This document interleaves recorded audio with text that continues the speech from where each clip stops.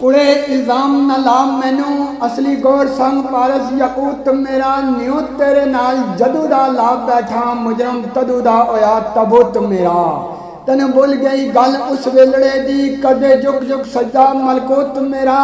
हुजूर साज सदी का इश्क दा मैं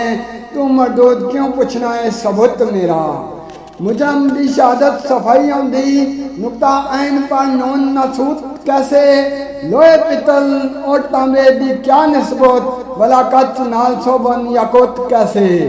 जिन्स चार तरह दी है कटाली यक जुजू चारे अनासर तबूत कैसे हुजूर साहब सदीक बुत परस्ता सा